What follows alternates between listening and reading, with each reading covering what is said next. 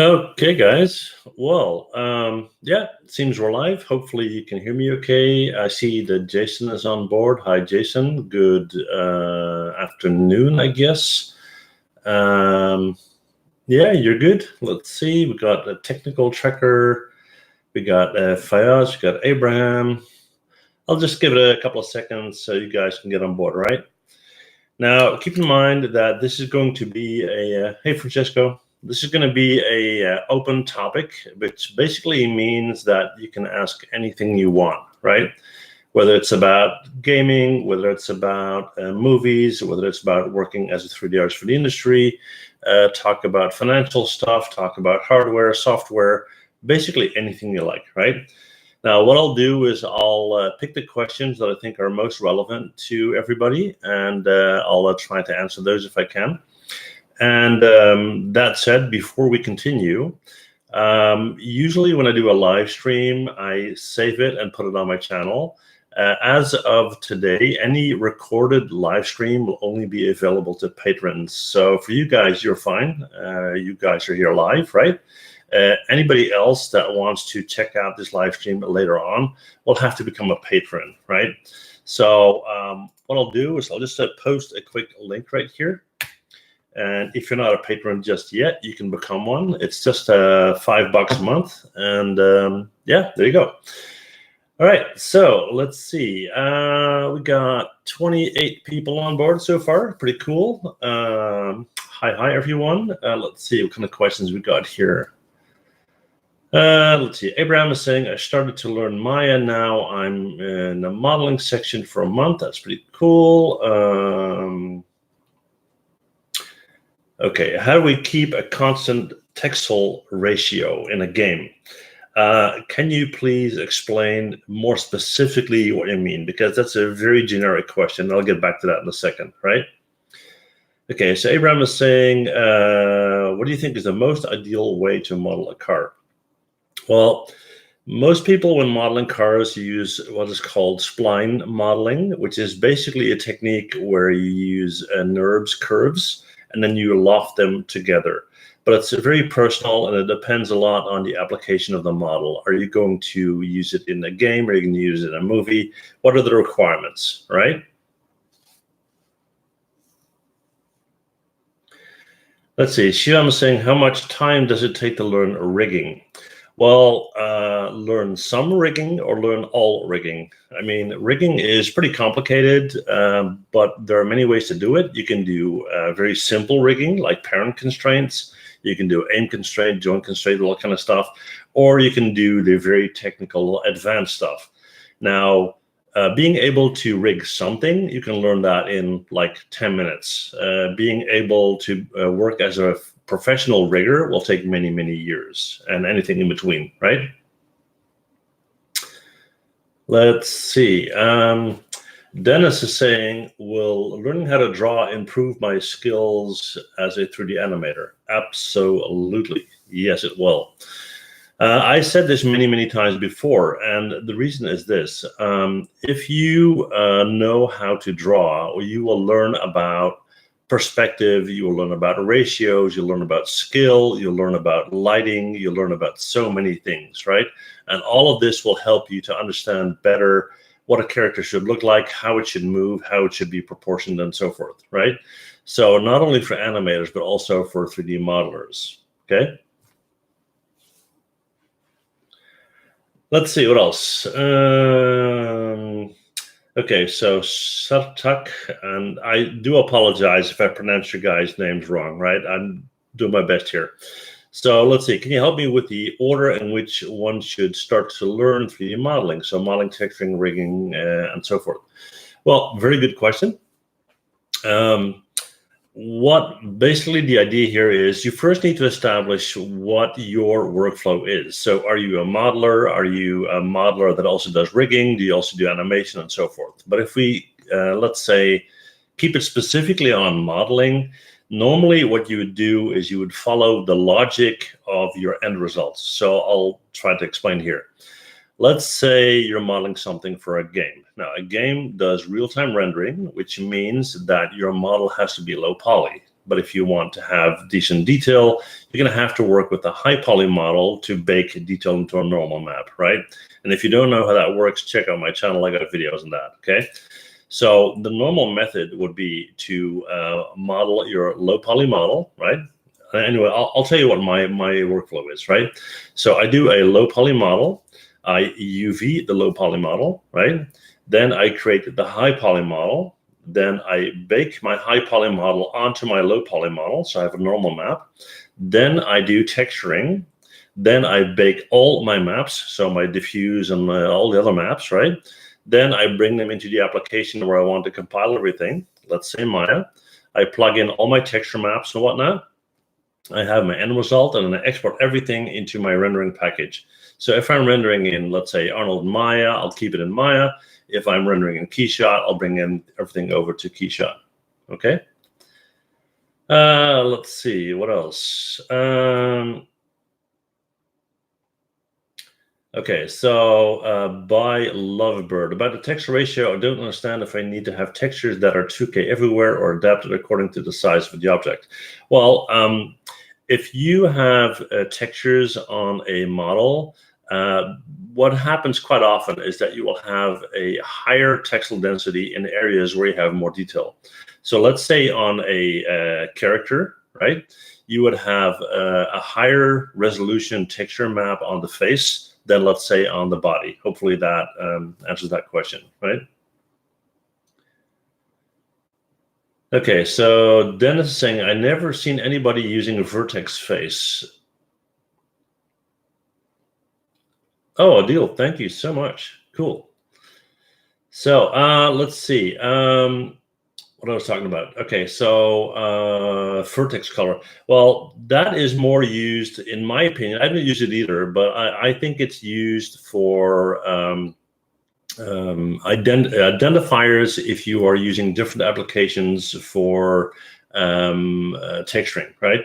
So for example, when I export Maya models into Substance Painter, for example, what I will do is I will, I'm reading and talking at the same time, sorry guys.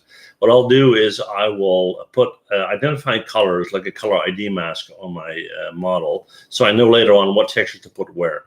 Now, vertex coloring is basically a similar approach, but like I said, I don't use it, right? Hey, Candy in London. So thanks again, Adil. Awesome. So let's see. Would I recommend learning Mel? Yes, I would. For those of you who don't know what that is, Mel is a script. It's basically coding or programming. I use it on occasion. I'm not a very good coder, but I do use it on occasion. For example, to do, let's say, rigging or whatnot. So I would definitely look into it. You don't need to be an expert, but if there are some things that you can script yourself, it can save a lot of time, right? Okay, so let's see. I myself really struggle on 3D hard surface modeling compared to ZBrush modeling. Well, let me make a distinction here. In ZBrush, you can do sculpting and you can also do modeling, right? So I don't know whether you're talking about the sculpting piece or the modeling piece, right? But ZBrush has a very different graphical user interface to begin with anyway, right? So just keep that in mind. When we're talking about sculpting in ZBrush and modeling in Maya, that's two totally different things. When we're talking about modeling in ZBrush and modeling in Maya, they're quite similar, right?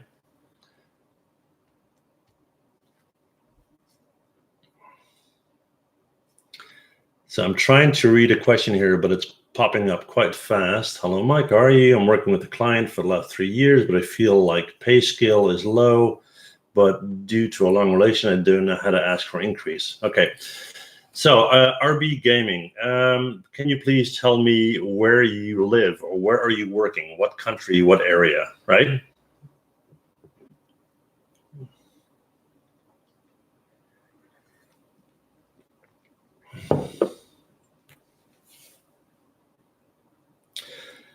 Just a quick comment on Jason. Jason is telling Nadim that I'm going to stick with Maya, and he is completely correct.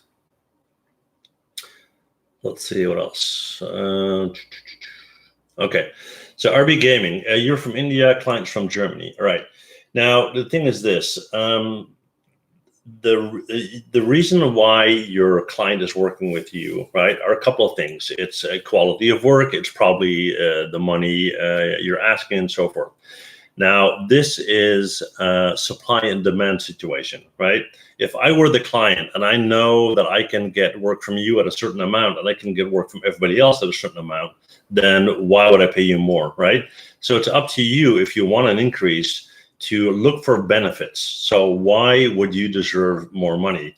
Well, one is, for example, that you can pair your work with people around you that have inferior work. So your work is better in quality, or because you work faster, or because you're more flexible.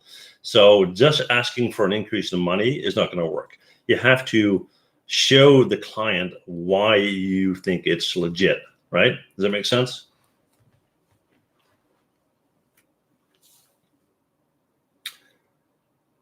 Let's see, Francesco, questions about rendering. All right. Where do you go? Okay, so Francisco, my question is about rendering. Which software would you recommend? Arnold, V-Ray, Redshift, Keyshot? And my answer is yes, I would. Now, I know that sounds a bit odd, but the thing is this. I use Arnold, I use V-Ray, I use Redshift, I use Keyshot, right? Now, I choose depending on what scene I'm rendering, right? And if you can afford to have all of these, you're probably going to use all of these. If you can only afford one, you could probably use the renderer that you already have. So if you have Maya, you'd probably use Arnold, right? Now, when I use Keyshot, it's typically because I want to do a quick render and I want to show something. Keyshot has the ability to render things quite realistically. V-Ray is something that people tend to use a lot more for interiors, that kind of stuff. Redshift, people use that for, let's say, products. So if you are trying to create realistic products, right? Keyshot as well. So I wouldn't say one is really better over the other, right? Let's see. Okay, so Dennis is asking what plugins would I recommend getting in Maya? I would recommend getting none. Does that mean that I don't use plugins? Yes, I do. The thing is this: once you start using plugins, then you start to rely on them, right? Now, depending on your situation, let's say you're working for a studio. So you come to the studio and you're so used to this plugin that you always use, right? You're sitting at a system in their studio and they don't have the plugin. So you can get stuck. You don't know what to do. You don't know how it works and so forth. So if you do use plugins, be very, very careful that you don't become dependent on them, right?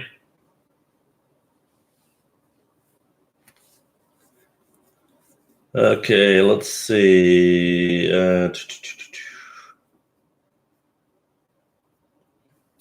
So how is substance in Maya useful for modeling indoors? I don't really understand that question. I assume you're talking about Substance Painter, and I don't know how that relates to modeling indoors.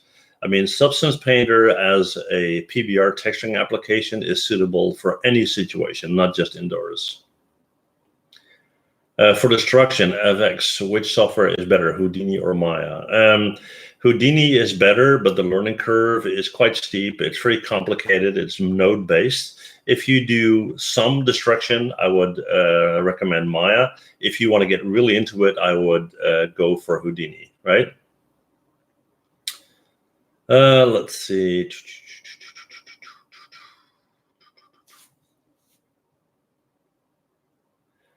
Okay, so Tushar is saying, do you need a degree or diploma in animation, or just a good portfolio will be enough? Well, is it good to have a degree? Of course. But at the end of the day, what's important is your skills, right? They pay you for your skills. They don't pay you for your diploma. Okay, Francisco, have fun at work, and thank you for checking out the live stream.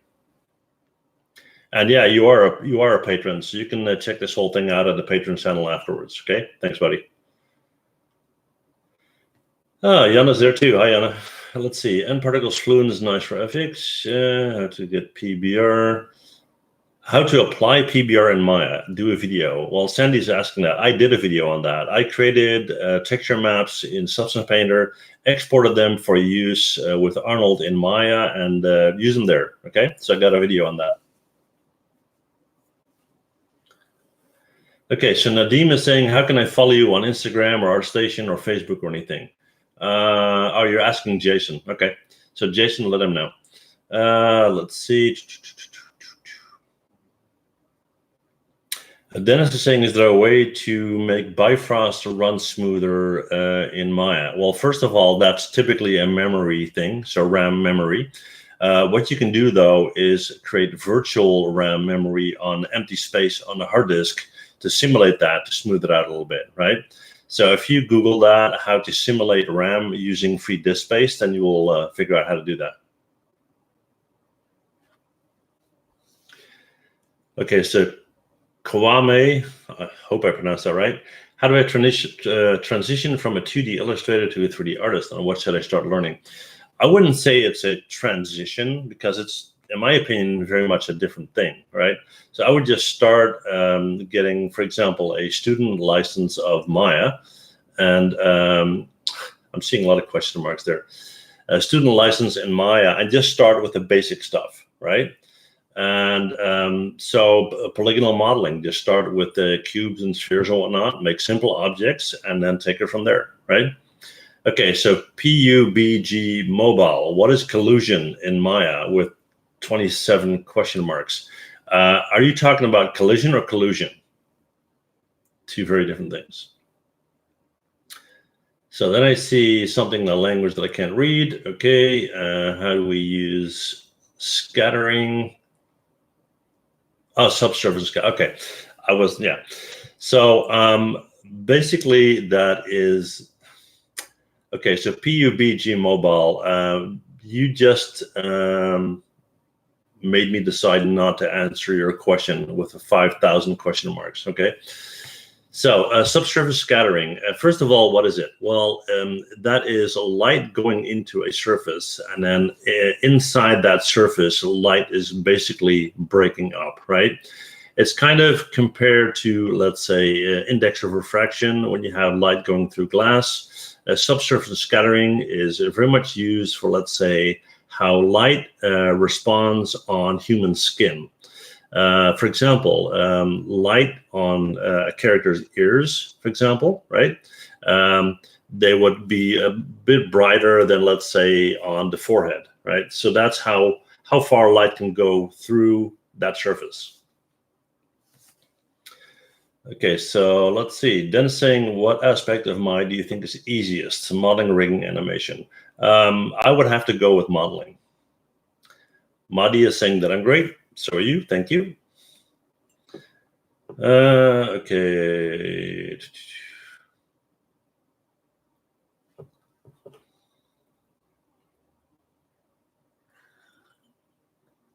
Okay, interesting question. Inspiration Tuts.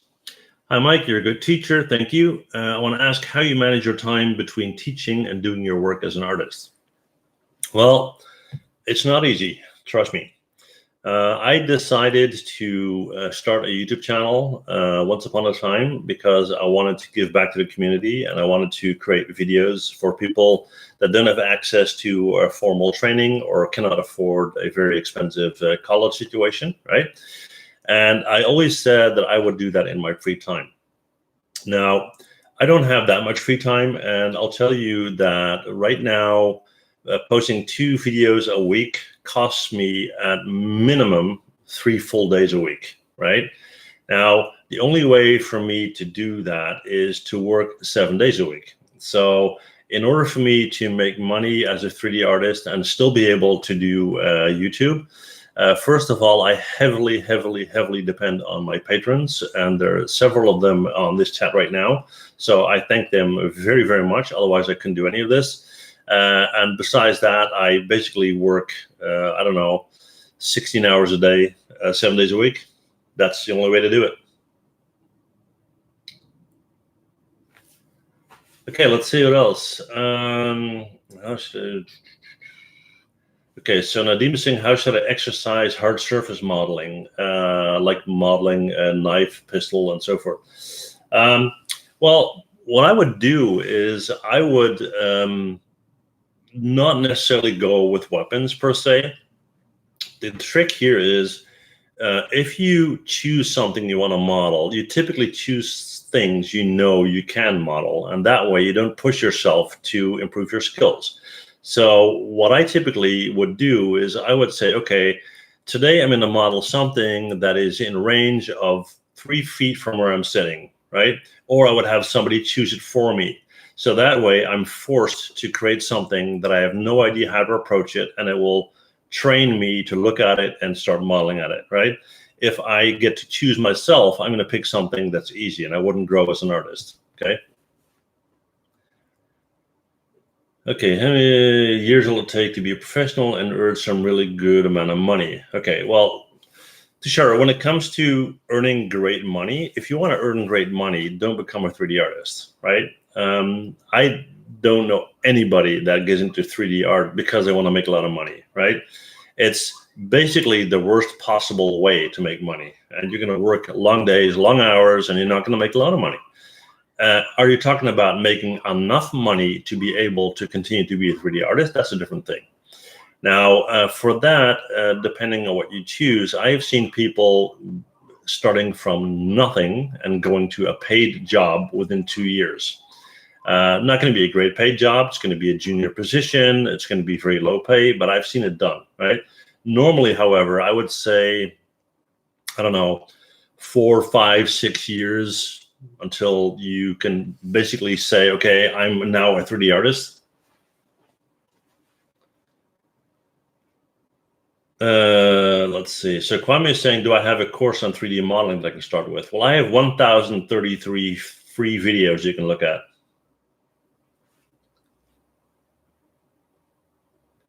Okay, so I saw a question, I think, about Blender.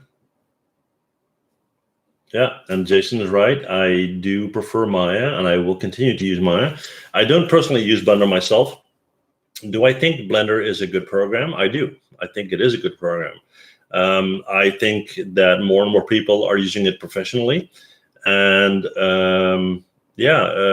one of them, for example, Jason, who is one of my patrons, and he's also a person that I consider to be a friend. He's very good in Blender. Now, the thing in the industry, though, is that when you work for studios, it's pretty typical that you will have to kind of work with what they're using, right? And that is usually not Blender.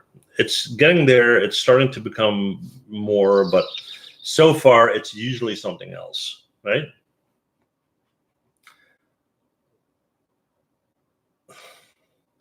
Okay, so Tushar is saying 55,000 pounds would be great, in your opinion. Okay, well, sorry to burst your bubble there, but I would say keep on dreaming. That's not going to happen, right?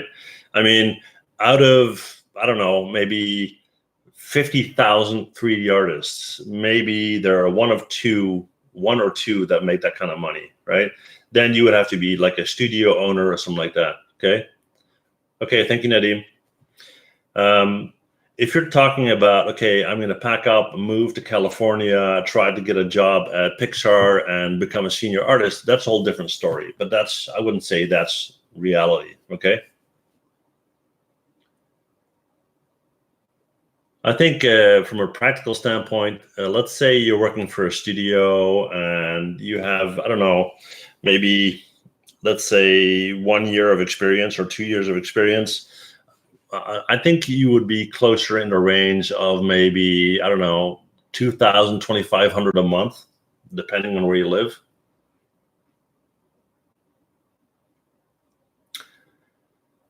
Let's see, what else? So I see a question up there. If Blender became an industry standard, would I be ready to switch? I wouldn't necessarily switch. I've been working with Maya for a very long time. But I would start modeling in Blender for sure. Okay, so Dennis is saying, have I ever worked for big animation studios like Disney or Pixar? I wouldn't say I worked. I didn't work for them. I worked with them, right? So I've worked with people at initially Pixar and later Disney Pixar together, right? So I wasn't employed by them. They weren't employed by me. We worked together on the same thing, if that answers the question. What kind of portfolio studios is looking for action? Okay, so basically you're asking what kind of portfolio does a studio want to see? That depends on the type of studio, obviously. But let's say it's I don't know, a movie studio, and we're talking about animation. Let me take that as an example. Animators, okay? So what studios very much like to see is the very, very tiny, detailed facial expressions, right? So the very, very small details in animation that make it look real. So let's say somebody's sitting in a chair and shifts his or her weight, right? And pulls up a shoulder like this or moves a finger or something like that. So not the big jumping, running around stuff, but the very small detailed stuff, okay?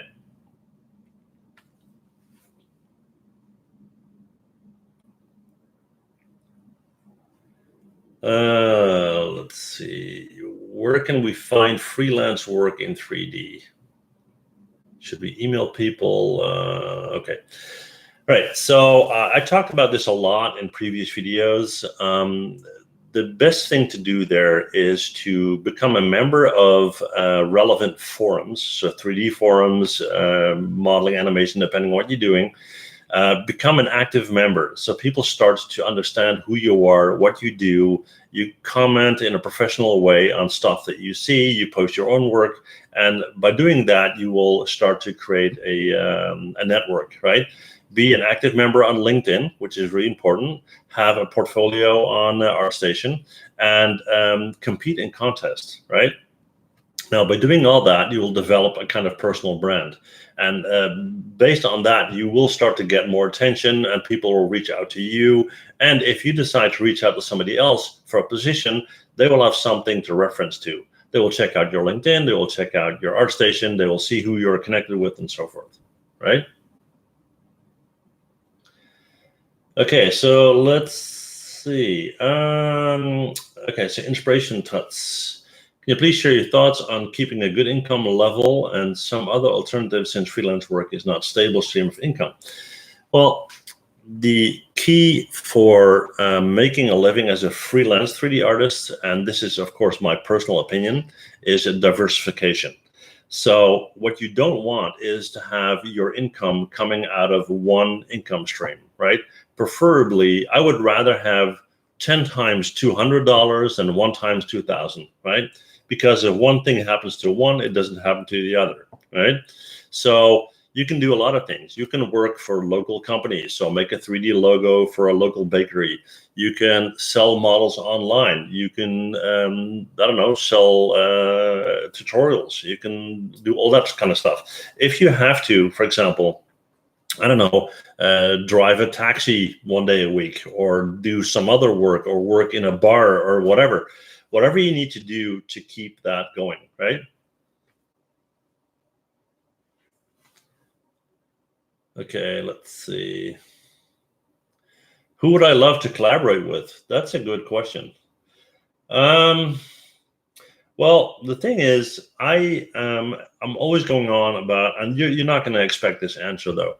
I'm always going on about how important photography is to 3D artists, right? And I know a lot of you guys don't believe this, but let me talk about the progression of what it is to be a 3D artist and why that's important, okay? So what typically happens is you go to school or you're self-taught or whatever and you start modeling, right? So you learn all the buttons in Maya or 3ds Max or Blender or whatever, right? And then when you know all these buttons, you know what they all do, right? So what you then start to do is you start to copy things. You see a model, hey, let's see if I can make that. And you make it. And then you make something else and so on. So looking at over time, your skill set starts to go up like that, right? At some point, what happens is your skill doesn't increase anymore. It's flat. And it's flat because you are focusing on technical stuff. So the software, the tools, the buttons, what they do and how to use them. Then you get into the creative part. So the creative part is all about vision. How do you tell a story? Are you able to look at something and understand what makes it a story? Why is this scene good? Why isn't it good? Okay. For example, composition, lighting, framing, ratio, scaling, all of that stuff is photography, right? Now, so to answer the question, when it comes to collaboration, what I would love to do is collaborate with a photographer called Thomas Heaton. Now, I have a photography channel next to my 3D channel on YouTube. I follow Thomas Heaton. I'm following him for years now. He's a landscape photographer. His idea behind photography is great. And then when it comes to the storytelling aspect, there's a guy called Jamie Windsor. And Jamie Windsor is also a photographer, but he is a philosophic photographer.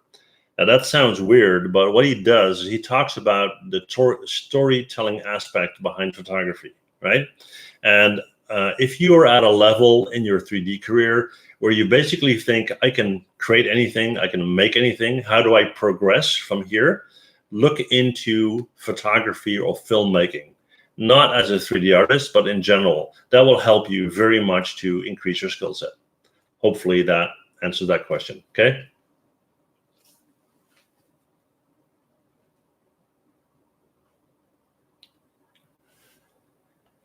Okay, let's see what else we got. Okay, so is it possible to make a complete movie by working with people online? Yes, it is, and it happens quite often. I mean, I have a hangout group on Facebook, and it has over 3,000 3D artists in there, and they collaborated on making 3D movies. They collaborated on making 3D games. So yeah, it happens all the time. Let's see. Dennis is saying, can I do hair tutorials? I did hair tutorials on my channel.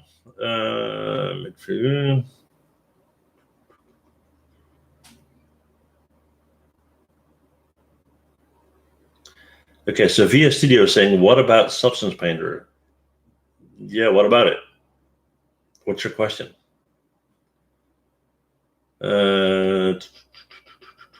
Okay, so RK Ringtone saying, please guide me for animation. I don't know what are the stage or steps to make first ever character animation.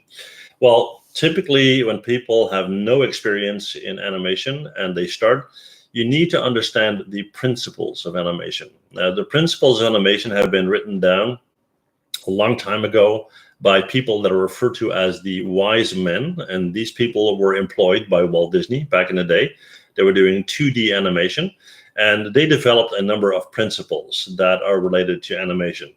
Now, if you apply these principles and you do correctly, you will have a good animation. And the best way to start is by simply creating a bouncing ball, right? Now, the bouncing ball is something that almost every animator starts with. It will give you a better understanding of what these principles are, and then you take it from there.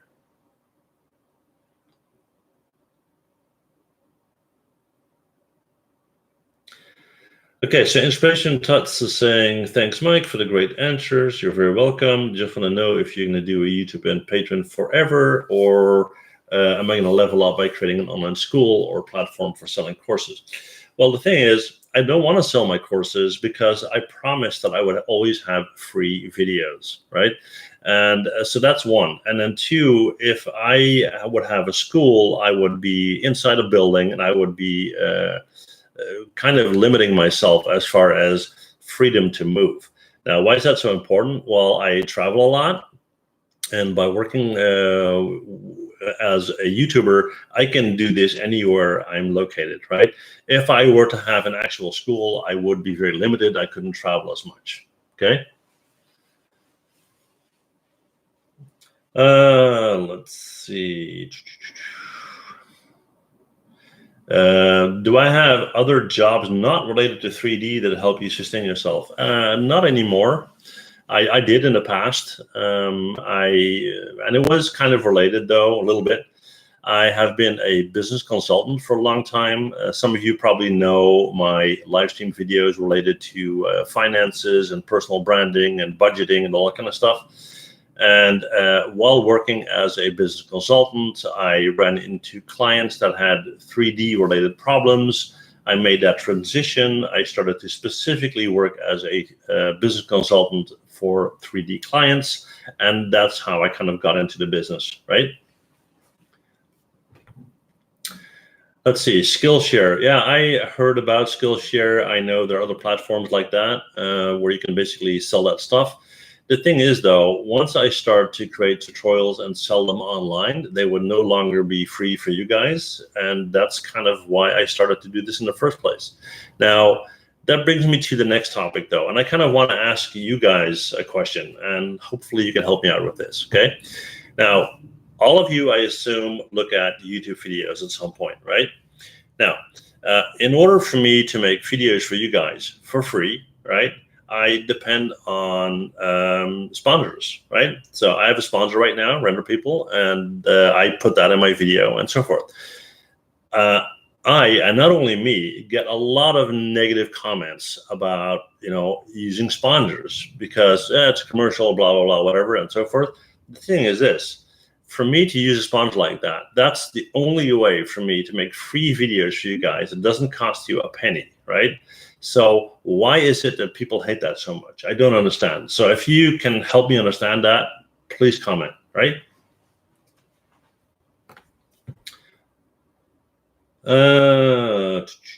Let's see.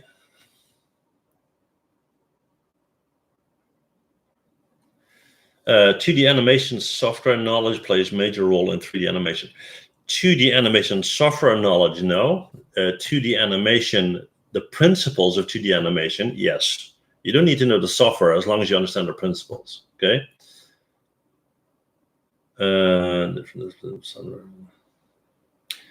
Okay, so would it be a good idea as an aspiring 3D artist to work fluently in different disciplines besides hard surface modeling, like environments, characters, VFX, etc.? Oh, of course. I mean, if you can do that, absolutely.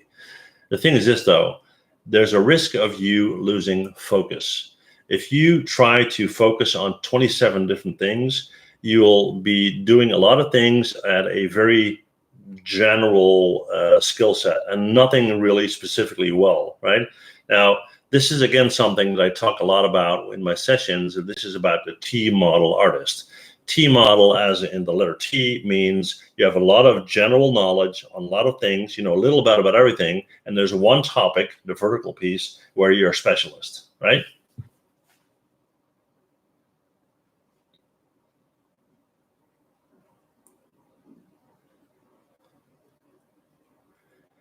Let's see. So maybe they get interrupted. Okay, so about the sponsor thing, yeah, they do interrupt the video. But the thing is this, though, would you rather have a sponsor in the video or would you rather have no videos? I mean, that's basically the problem that people run into. Years ago, people were able to make some money off of YouTube, and YouTube itself basically turned to, excuse my language, turned to shit. So if you want to work on YouTube and you want to have something like a topic related tutorial, like in this case 3D, then you have to have sponsors. I mean, you probably all know people like, I don't know, Casey Neistat or whatever. This is a whole different ballgame. This is so generic, topic-wise, that people like that get millions of followers. People that make very specific 3D related videos will never have that situation because it's just not the topic for that, right?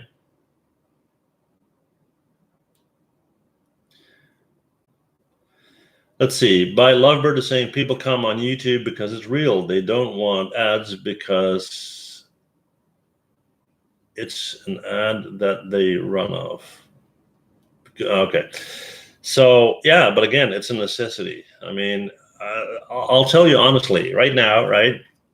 I have 105,000 subscribers, right? And I love that because I want to reach a lot of people. Okay. Now, if I were to stop making YouTube videos completely, right, and I would go and make videos and sell them online, I could probably make more money with 500 viewers buying my videos, right, than 105,000 viewers watching them and getting money from a sponsor, right?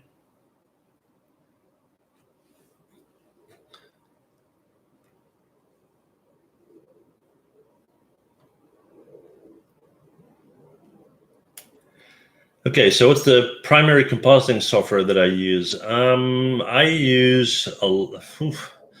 I use After Effects. I use Photoshop. I use basically anything and everything I can get my hands on. But I would say, for the most part, After Effects. Jay saying, do I know about TyFlow? I do not.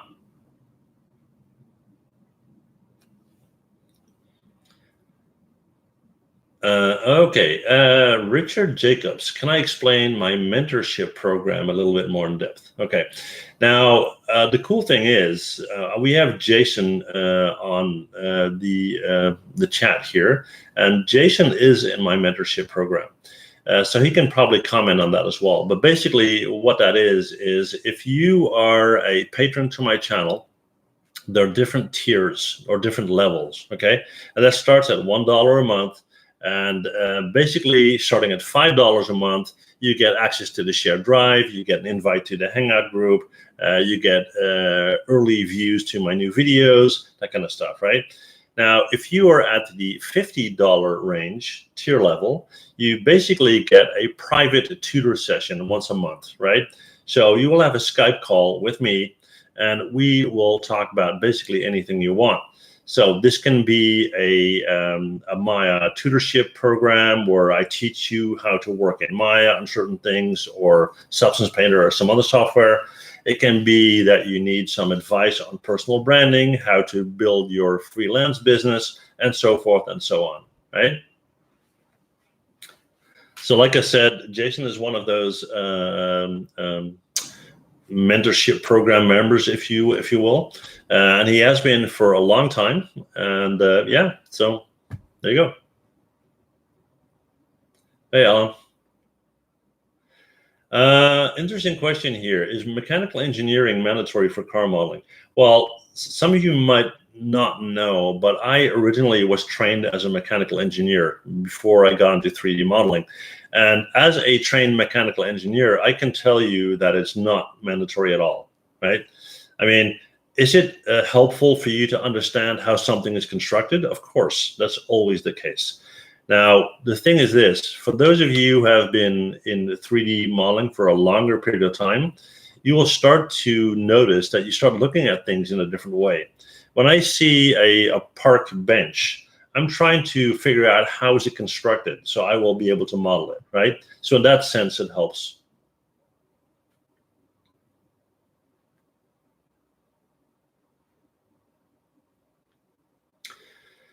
Let's see, Maya RL, is there any way to render multiple AOVs like wireframe, beauty, ambient occlusion, every single frame? Yes, in Maya you can do that.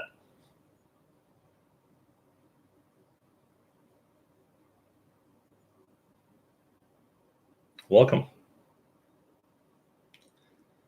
Okay, can I give any suggestions for creating low poly models?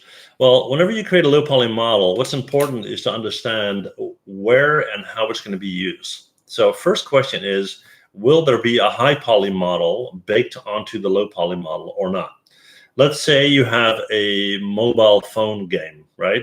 I read somebody's comment saying they needed to create a complete pirate ship, and their polygon budget was 225, right? So that is a very, very low poly pirate ship. It was for a mobile phone game, okay? Now, if you don't have to worry about baking high poly or whatnot, then you can do that. So you very much need to understand what the application is, or whether there's going to be a high poly bake or not.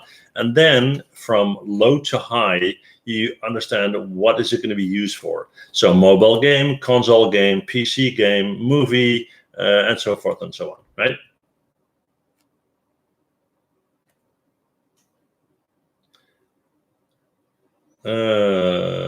Let's see.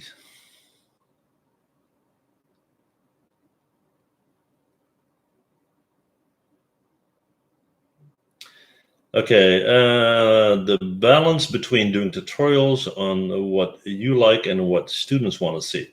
Well, the thing is this, I try to always base tutorials on questions I get from subscribers, right? Because like I said earlier, for me, I will model anything, right? I mean, if I get a question from somebody to model something, I will. Now, I do need to be honest, though, the list of requests is extremely long, right? But, I typically model stuff that people ask for. Now, the thing is, when one person asks me to model a diving helmet, then maybe 5 people like that and 10,000 people don't like that. I don't know that, right? So it's very rare that I'm the one initiating the topic. It's usually a subscriber request, okay? Let's see, do you really need to know art? Well, art as in the painting, sculptures and whatnot. I would say knowing as in being able to identify art, no.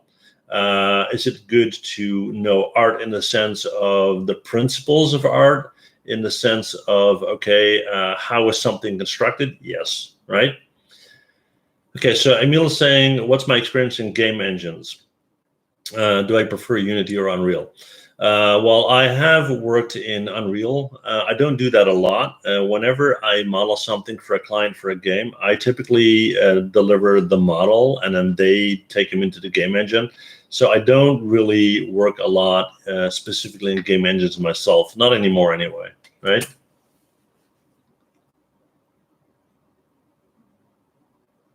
Let's see. Okay, automatic retopology versus manual retopology. I would definitely go with manual. What to ask a client before getting the projects in hands? I wouldn't say ask. It's ask and tell. Let's say you're sitting down with a client. Now, there's a big difference between clients in the industry and clients that are not in the industry.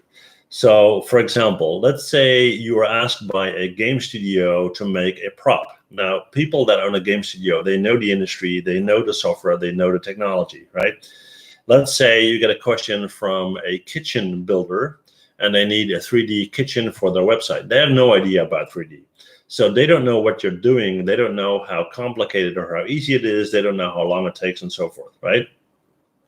So when you sit down with a client, you talk about expectations. So how long do you think, or how long do I have to make this, right? When do you need the end result? In a day, in a week, in 3 weeks, and so forth.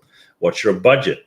How many times do you want to be able to come back to me and change things? Because you can't go on and on and on and keep on doing that, right? So questions to kind of establish the framework of where are you, where is your client, and how are you going to come together like that?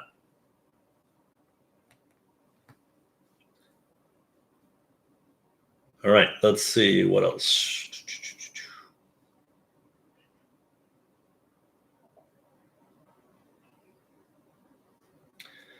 Let's see, is procedural modeling going to be the standard and optimized way of modeling in the coming years? To an extent. For example, last year when I was at Animago, I was working together with the folks that did Incredibles 2, right? And we talked about the whole city setup for Incredibles 2. Now that is completely 100% procedural modeling, right? So will this be the future? I would say, depending on your type of modeling, if you are an environmental artist, then probably yes. If you are, let's say, a character artist or a prop artist, probably not, right?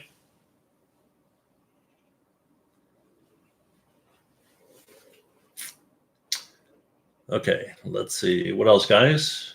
Any more questions?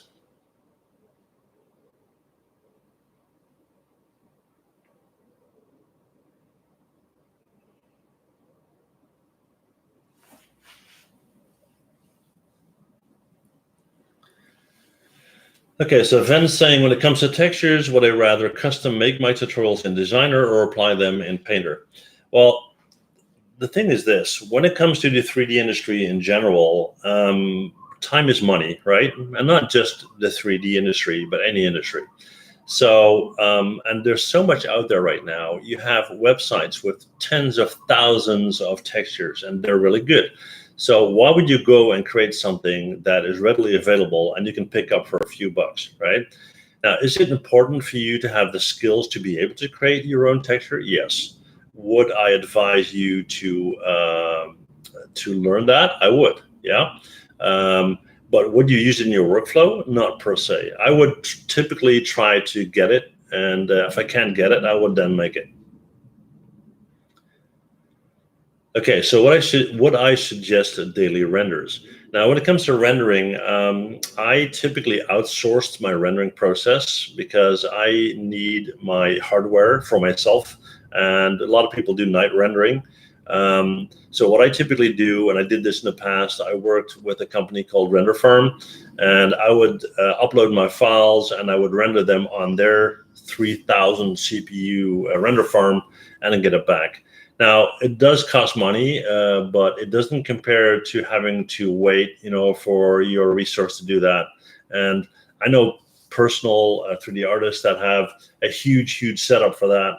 They invest tens of thousands of euros to do that. And yeah, now it's their website is called Render Farm.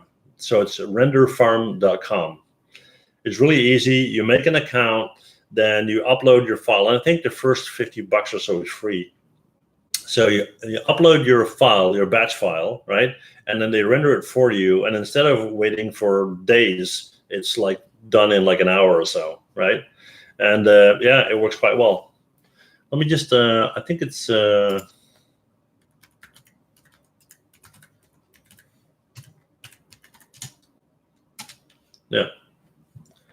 that's what it is. Right, any other questions? So I'm not hearing any questions about hardware. I'm not hearing any questions about, let's see. Online movie don't make billion, why? Why an online movie doesn't make, okay. Not sure about that question. Let's see, well-known 3D school in France, the cost of fortune is always the money. Okay. So let me tell you this. In November this year, I'm going to be speaking at Animago in Munich, in Germany, right, on this topic specifically. So I gathered a panel of people. I get to be a track owner this year. So I have a panel of 3 other people in the industry. One will represent the business. One will represent a recent graduate. One will represent a experienced freelance 3D artist, and I will be representing the educators, okay? Now, when it comes to a 3D school, it does cost a fortune, but you need to look at the payoff here. If you have to learn everything yourself, right? How long is that going to take you? And do you have the time to take that time? Let's say you go to school for, I don't know, 4 years. After 4 years, you get a job and you're going, right?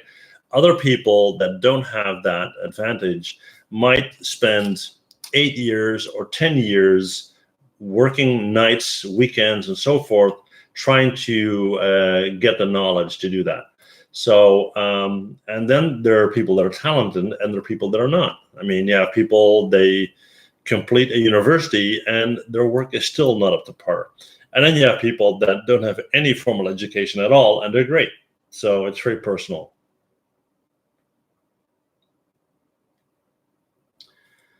Let's see, Alan's saying, well, more threads on a CPU mean quicker render times. Well, yes, if your rendering is CPU based. Now, the thing, and I'm saying that because you now have more and more situations where rendering is GPU based.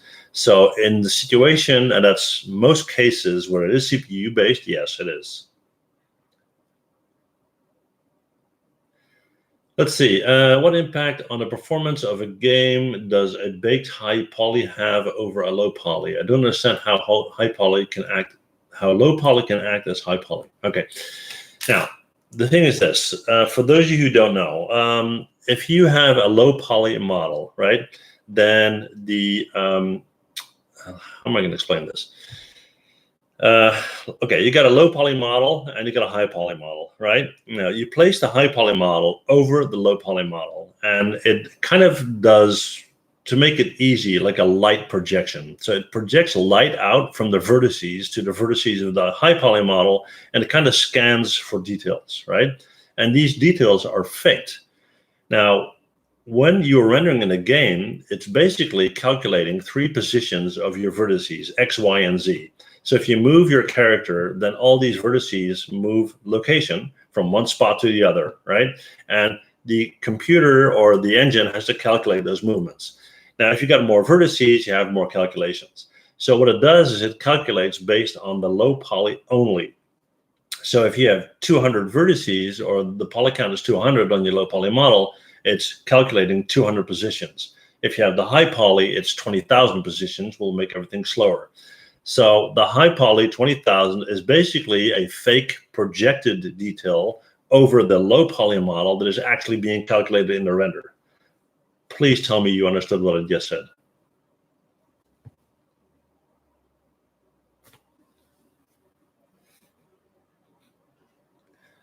Let's see.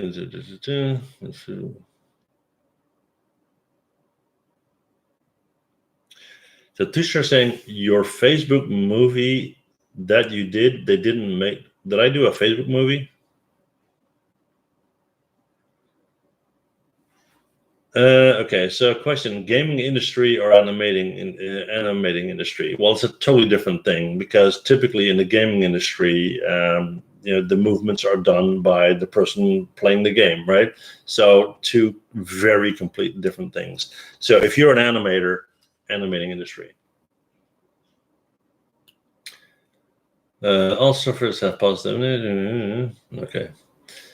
All right. So let's see. 2.5 more minutes, guys. So any questions that I can cover there?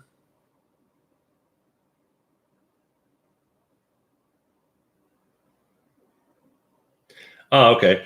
So yeah, the people that were in the Facebook group that made the movie. Okay. Yeah. So what about it? Okay, so when do I use bevel? Well, based on what I just explained related to a low poly and high poly, right? What's going on here? Sorry, guys, hang on. Yeah, the stuff is moving over the screen so fast that it's hard for me to read that. Let's see, where was I? Okay, so holding lines and bevel. Now, based on what I just said, beveling increases face count, right? And you don't always want that. So if you have the opportunity to work with a high poly model, then you would do that on your high poly and not on your low poly, okay? So Richard Jacobs saying, how many hours do I Skype and how many days a month? Well, that depends. I have a number of Patron people that I Skype with, so in my mentorship program, but I also have a lot of business clients that basically Skype with me for business reasons, consultancy reasons, okay? I would say per month, I don't know, 20 hours or so, something like that. Let's see.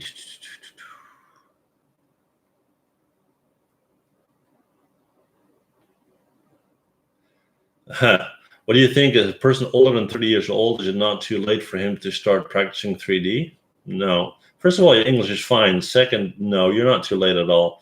I've seen people start in the 3D industry that were way in their 50s, right? Now, keep in mind that what I said earlier, it's important what your output is. So your work, your skills, right? Whether you are 20 or 60 doesn't really matter, right? If your work is good, it's good. Now, let's say it takes you 5 years to start from scratch and to get into a situation where you're paid as a 3D artist, right? If you're 30, then you're 35, right? And when you're 35, you still have to work another at least 30 years, right?